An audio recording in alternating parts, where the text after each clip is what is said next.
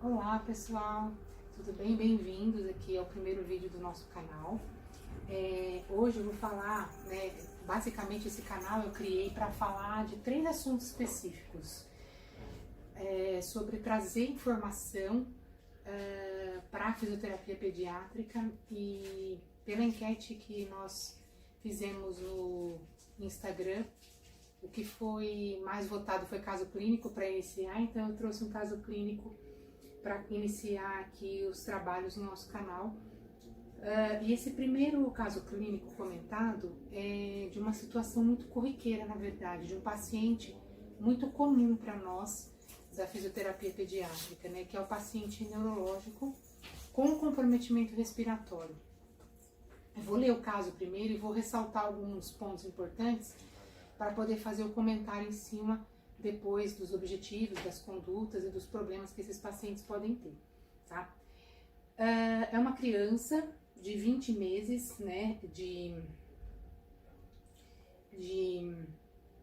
idade cronológica, que foi ao ambulatório de fisioterapia devido a dificuldades respiratórias. O diagnóstico de paralisia cerebral com tetraparesia espástica, muitas internações nos últimos 6 meses, principalmente por questão das pneumonias aspirativas. Na história da moléstia pregressa, foi um bebê de 27 semanas, então uma prematuridade extrema, por isso que eu ressaltei aqui, em vermelho. Ventilação mecânica por 46 dias, outro problema, Então, ao ler um caso clínico ou saber de um histórico do paciente, sempre ressalte os pontos importantes que possam ter interferência no futuro. Depois eu vou comentar o porquê dessas frases em vermelho. Alta concentração de oxigênio, 2 doses de surfactante, teve 2 paradas cardiorrespiratórias, sofreu uma anóxia grave e desde então começou a apresentar aumento do tônus, uma hipertonia e uma redução de movimentação voluntária. Não conseguia sugar, isso também tem consequências funcionais. Necessitou de se alimentar por sonda e mais tarde foi submetido a uma gastrostomia por conta de uma disfagia grave. Atualmente hipersecretivo, hipertonia global, não tem controle cervical, nem de tronco, disfagia grave, cialorreia e broncoaspiração frequente. Internação quase que todo mês por descompensação respiratória e uma expansibilidade torácica muito reduzida. Então, eu marquei alguns pontos importantes do caso para fazer um raciocínio depois com vocês, tá? Do exame físico e radiológico, essa criança apresenta uma expansibilidade reduzida, bilateral, e um murmúrio na ausculta, presente, com os tertores crepitantes, principalmente à direita, e mais roncos difusos. Uma gasometria com pH de 7,32, uma PCO2 de 55, um bicarbonato de 30, uma PO2 de 55, saturando 87%, e um base excess de mais 3. Da parte neurológica não se comunica, mas dirige o olhar quando é chamado, o que dá a impressão de que pode de entendimento, mas ele não tem repertório motor, não consegue se movimentar.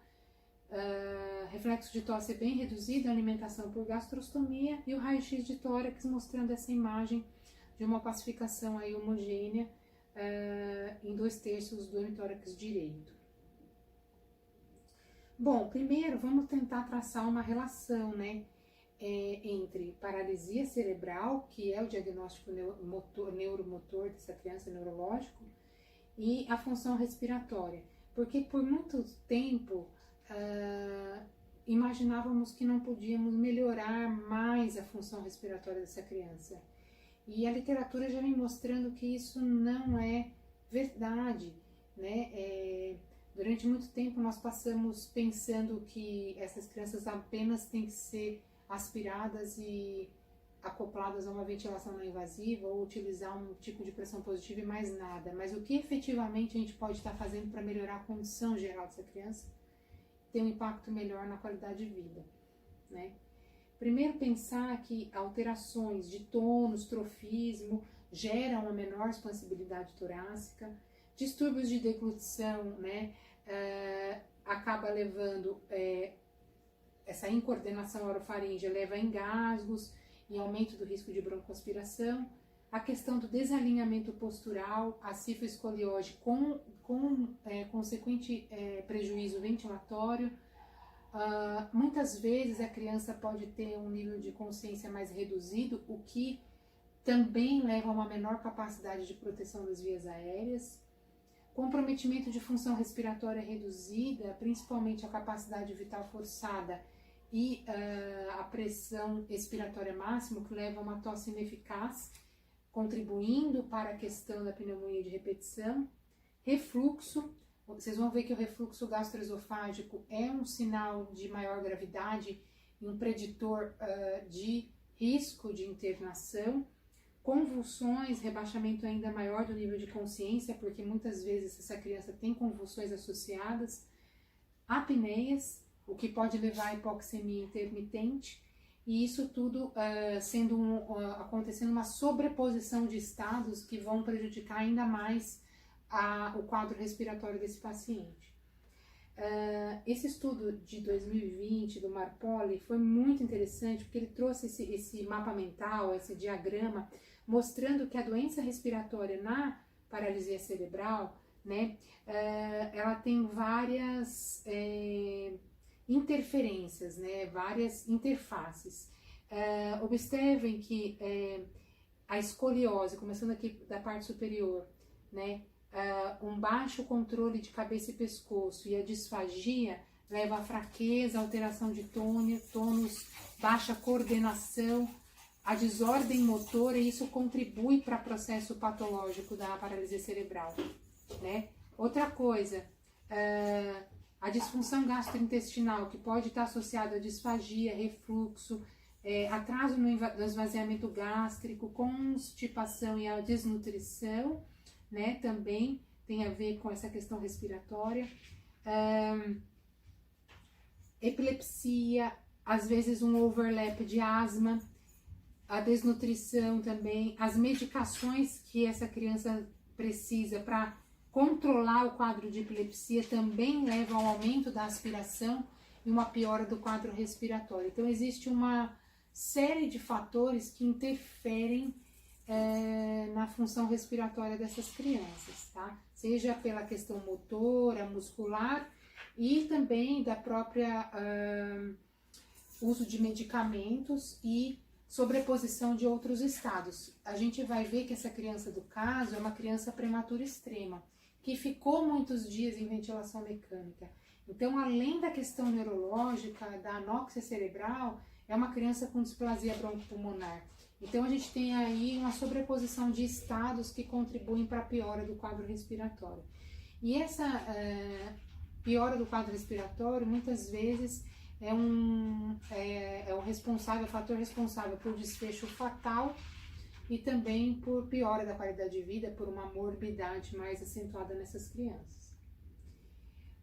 Existem estudos mostrando que o grau de GMFCS, né, que é o sistema de classificação da função motora grossa, tem relação direta com complicações respiratórias. Os estudos mostram que crianças GMFCS 4 e 5 são mais suscetíveis a complicações respiratórias. E observando no quadro, a 4 e 5 são as crianças com maior dependência, né? Que não deambulam ou que já perderam a capacidade de deambulação, que são mais imóveis, né? E que têm maiores problemas de controle postural e de coordenação motora. O grande problema dessas crianças é que a instabilidade respiratória leva a um grande número de internações e isso pode levá-las a um desfecho fatal com maior facilidade e também leva a maior dificuldade para evoluir essa criança também do ponto de vista neuromotor. Então, a parte motora fica prejudicada pela instabilidade respiratória, tá?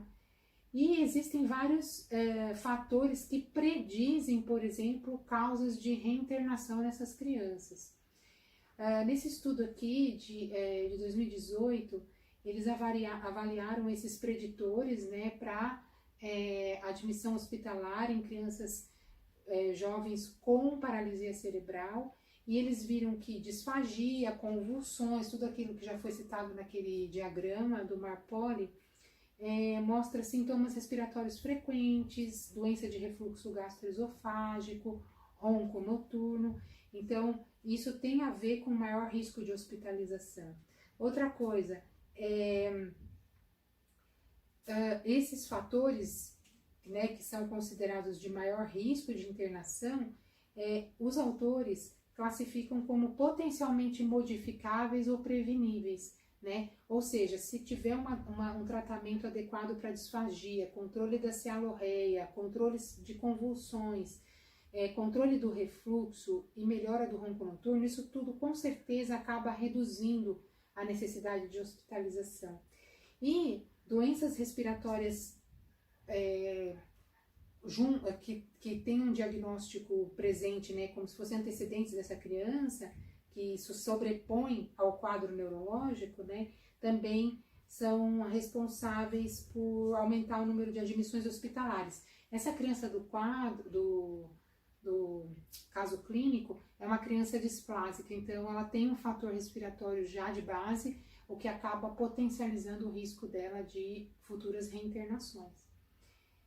Esse outro artigo de revisão também muito bom, de 2019, do Boel, fala que os problemas respiratórios são os principais fatores, né, de morbimortalidade dessas crianças, principalmente por causa de aspirações recorrentes, dificuldade de desobstruir as vias aéreas, além da questão da cifescoliose, que pode muitas vezes estar presente, função pulmonar já prejudicada, mau estado nutricional, infecções recorrentes, a displasia aparece aqui e a asma, né? Então, contribuindo aí para a piora da morbimortalidade dessas crianças. E esse é um dos mais interessantes de 2015, que se encaixa perfeitamente com a criança do nosso quadro, que ele fala dos marcadores de exacerbação, os riscos de exacerbação para crianças com quadriplegia, PC quadriplégica. Então, eles falam que 2 fatores importantes são marcadores clínicos de reinternação, que é a hipercapnia e o refluxo gastroesofágico. A nossa criança do caso tem hipercapnia e o refluxo gastroesofágico está controlado pela gastrostomia, porque muitas vezes já vem com válvula anti-refluxo acoplada, né, na gastrostomia, né? Então, um marcador importante é o nível de CO2 para crianças com quadro espástico. Então, uma coisa interessante de se pensar aí de tempos em tempos, se essa criança interna muito, né? Se vocês estão tratando uma criança que interna muito, descobrir se esse PCO2 está dentro de níveis normais é um bom marcador, né? Para saber que podemos melhorar isso e que talvez isso tenha um impacto positivo aí na questão das internações. Como podemos ajudar, né, gente? Então vamos pegar um pouco essas informações, tanto do caso clínico quanto da literatura, né? Vamos pensar em cima dos fatores de risco, que nesse caso ela tem a prematuridade, né? Que foi um fator de risco tanto para a doença pulmonar quanto para a doença neurológica, e pensar em como podemos amenizar essas disfunções com o objetivo de prevenir futuras internações. Eu acho que o mais importante nesse primeiro momento, quando a gente vai lidar com uma criança como essa, é tentar prevenir futuras reinternações. Então, os pontos importantes é elencar as disfunções principais. Então, pensando lá no quadro clínico inicial, depois eu vou fazer a leitura novamente do quadro, do caso, a disfagia, a tosse ineficaz, as pneumonias de repetição, a redução da expansibilidade torácica, a hipercapnia e o refluxo gastroesofágico são disfunções importantes nas quais a gente tem que pensar em minimizar, né, esses efeitos e pensar em formas ou condutas que possam ajudar a minimizar os efeitos dessas disfunções, né? Então, novamente trazendo outro diagrama do artigo do Marpoli, por exemplo, hipercapnia e insuficiência respiratória crônica leva à expansão, tem como base a expansão pulmonar reduzida ou inadequada, que leva a esse quadro, as microatelectasias e a redução dos volumes pulmonares, tá? Isso está relacionado com o que, gente? Fraqueza de músculo respiratório, tanto diafragma quanto intercostais externos, músculos acessórios, né? O cerne do problema respiratório dessas crianças está tanto no parênquima quanto na bomba, quanto na parte muscular, né? O parênquima tem a ver com esses problemas e com a questão também da insuficiência respiratória hipoxêmica. E a questão da caixa torácica, de bomba, eu tenho fraqueza muscular, eu tenho caixa torácica muitas vezes com deformidades, com cifoescoliose, com dificuldades de expansão e fraqueza também dos músculos expiratórios. Eu estou falando de fraqueza muscular, pouca expansibilidade. Já começo aqui a elencar as disfunções das quais eu consigo amenizar. Fraqueza muscular eu consigo amenizar, expansão pulmonar inadequada eu consigo minimizar e com isso eu consigo melhorar um pouco essa situação, né? Então, raciocinando um pouquinho na solução, problema como disfagia e refluxo, né? Obviamente que essa criança precisa de acompanhamento multidisciplinar, né? Logicamente eu preciso da fono, eu preciso de medicamentos que controlem a cialorreia, eu preciso da fisioterapia motora adequada, mas para isso eu também preciso da estabilidade respiratória. Então, eu posso pensar em algumas soluções que existem, como alinhamento postural, o reequilíbrio tóraco-abdominal, a sedestação, a atuação com fone com o médico. Então, é muito importante essa conversa para controle desses problemas da disfagia e do refluxo. Para a expansibilidade pulmonar reduzida, eu tenho ventilação não invasiva, máscara de PEP, treinamento muscular respiratório e inspirometria de incentivo. Ah, professora, a inspirometria de incentivo não tem evidência científica. Na pediatria não é bem assim, gente. E na paralisia cerebral também não é bem assim. Ainda nós não temos isso como algo totalmente estabelecido. Ainda faltam estudos, tá? Hipercapnia, eu tenho a ventilação não invasiva. Tosse ineficaz, eu tenho treinamento muscular respiratório, treino de abdômen, core e o próprio reequilíbrio tóraco-abdominal também. Hipoventilação e hipoxemia, eu tenho treinamento muscular respiratório, ventilação não invasiva e oxigênio suplementar, que podem ajudar a resolver esses problemas. Mas da onde você tirou isso, né? Da literatura, então vamos lá. Esse estudo aqui de 2018 é um estudo muito bem desenhado da Turquia, que avaliou os efeitos do treinamento muscular inspiratório. Eles usaram threshold, foi um ensaio clínico randomizado, e ao usar threshold nessas crianças, o desfecho principal desse estudo, que é o mais interessante, foi o controle de tronco.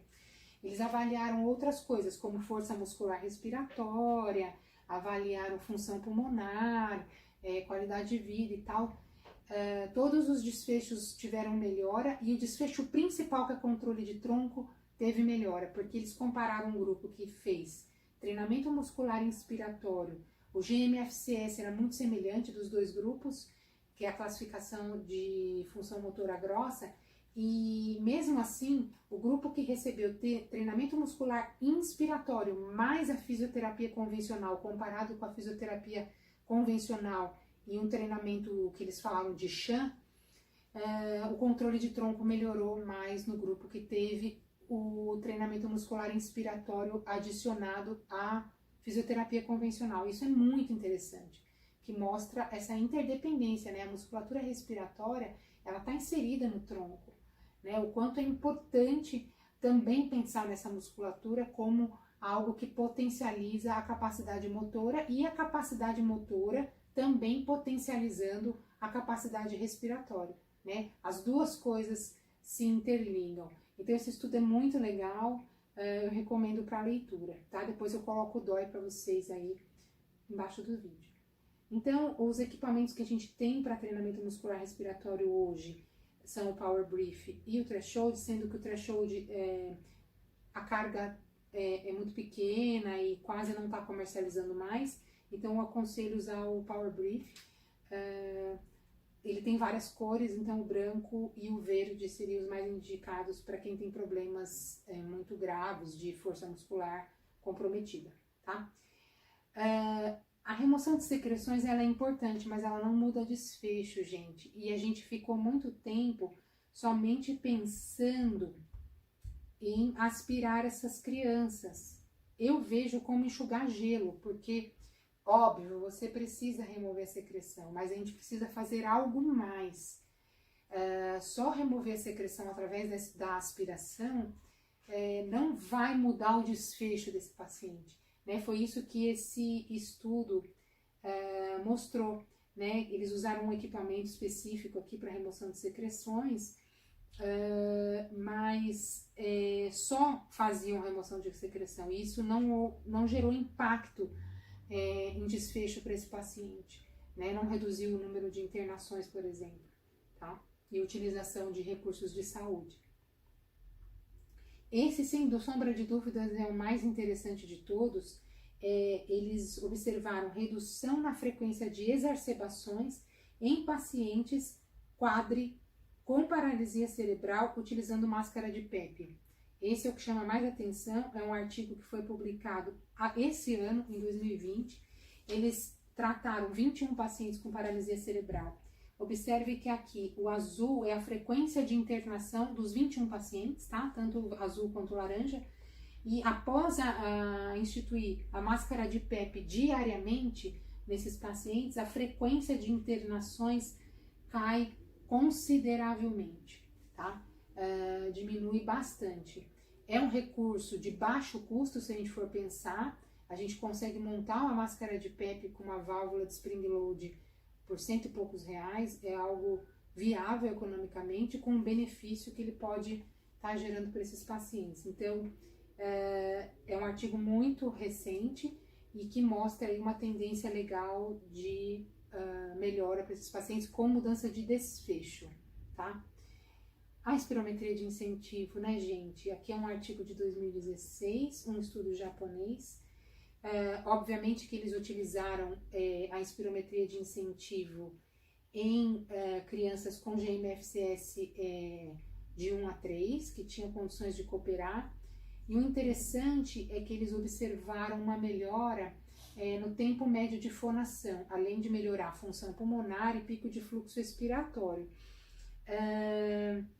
E existem muitas equipes de fonoaudiologia que têm utilizado a espirometria de incentivo por ativação dessa musculatura, o que pode, com certeza, imaginando do ponto de vista fisiológico, talvez até melhorar a questão da deglutição, já que consegue melhorar a fonação, o controle dessa saída de ar. Né? É algo que precisa ser investigado mais de perto. Então, não dá para descartar ainda. A gente não está pensando aqui em expansão pulmonar. Veja que o objetivo aqui está sendo outro, né? Não está pensando em redução de risco. Está pensando em outros desfechos. Então, a pergunta e a resposta adequada para cada intervenção. O uso da não invasiva, né, é bastante utilizado em pacientes com paralisia cerebral. Portanto, a gente tem que avaliar o risco desses pacientes. Quanto mais o paciente for pouco colaborativo e com maior risco de broncoaspiração, a gente não pode deixar essa criança sem supervisão, tá? Então, esse alto risco, né, a criança de alto risco é aquelas que não tem a convulsão controlada, que tem uma retenção de CO2 maior e que tem aí uma questão de deglutição prejudicada, tá?